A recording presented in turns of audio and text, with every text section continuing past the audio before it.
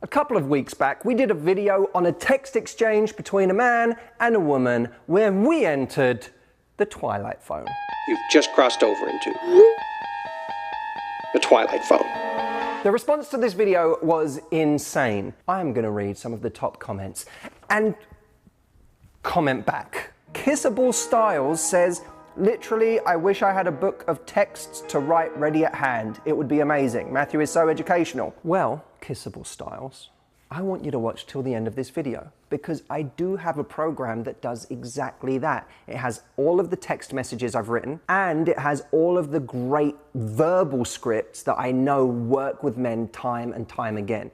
And so for anyone who liked that comment, watch till the end of this video because I have a free gift for you from that exact program that you're gonna love. Lisa Vega says, there's only one reason a guy pulls away and it's because he has his eye on someone he likes more, but he'll come back / settle if his first choice turns him down. Well, that's might be true. It's certainly possible and maybe even probable in some cases that he found someone he likes more.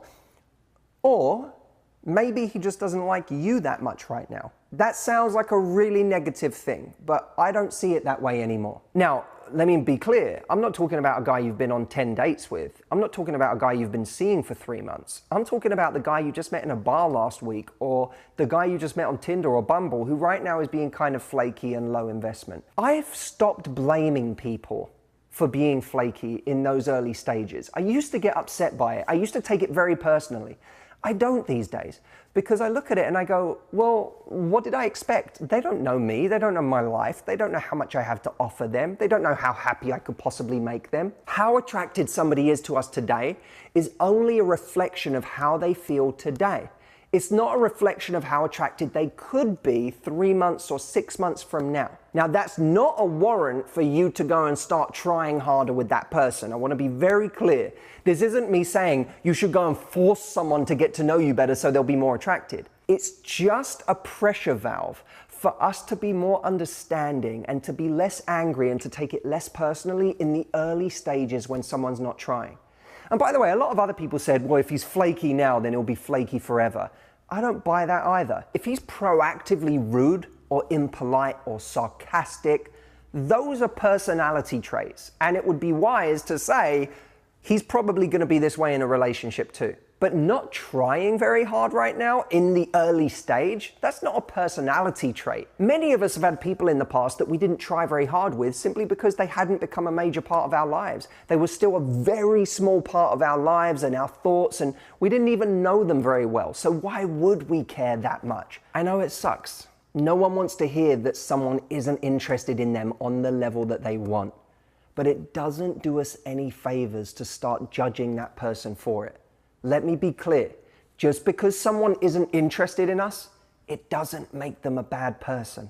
It just makes them someone who isn't interested in us. And that doesn't mean he's just not that into you. It might mean more accurately, he's just not that into you right now, right? That might be a more accurate depiction. And let me tell you, the greatest point of leverage you still have to get someone interested in you who doesn't seem to be trying hard enough right now. It's not trying harder, it's having character. Which brings me to Gen Music Official. I would have replied, cool story, bro. Have a good life. I think my reply is better than Matthew's. How dare you? She's referring to the reply I sent him on behalf of my friend when he gave all his excuses for falling off the map. I said, all good, have a great week. All right, Jameson, let's compare these two. So she's saying, cool story, bro, have a good life, is better than me saying, all good, have a great week. There seems to be a subtle difference, though, between them, doesn't there? There's like something... They're both low investment. Yeah, they're both low investment. Yeah, definitely. But hers, there's something different about hers. It's sort of... Oh, yeah. It's angry. It's passive-aggressive. It shows that he has power over you and your emotions. And by the way, when I hear that, cool story, bro, have a good life, I get like chills, because you just sound so angry to me. Jen, here's what you're getting wrong. You're conflating investment with energy, and they're two very different things. See, people often think that when I talk about having a great energy with someone, that I'm saying try. give them more. I'm not saying that.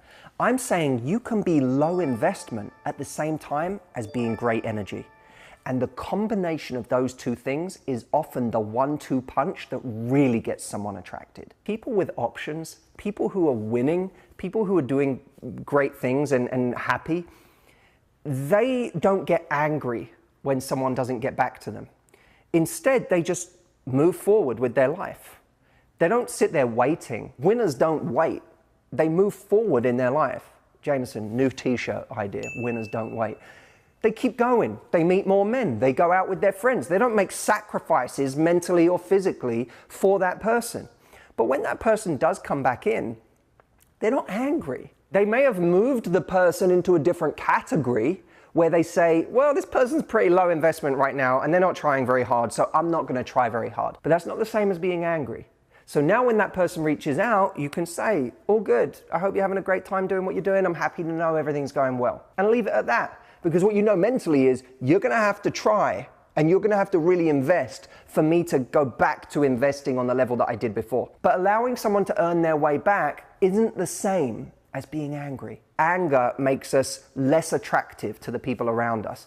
That's what we're avoiding right now. Remember, low investment is fine, but low energy and bad energy, that's what can cost us someone great. What I want to make sure is that people understand the principles of communication that allow them to always present the best version of them, the most confident, sexy, self-assured version of them. I hope that you guys follow me because you like being able to do exactly that.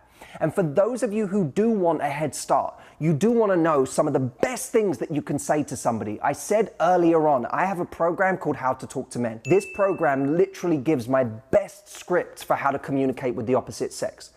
Well, today, I want to give you a free chapter. So you don't have to invest in it right now, just see what it's all about. This free chapter is on flirting, and I give you some great scripts, some great lines that you can say to a guy to flirt. And you can make them your own. You don't have to follow mine exactly, but they'll give you 90% of what you need. So go download it. It's at getthefreechapter.com. I will see you over there.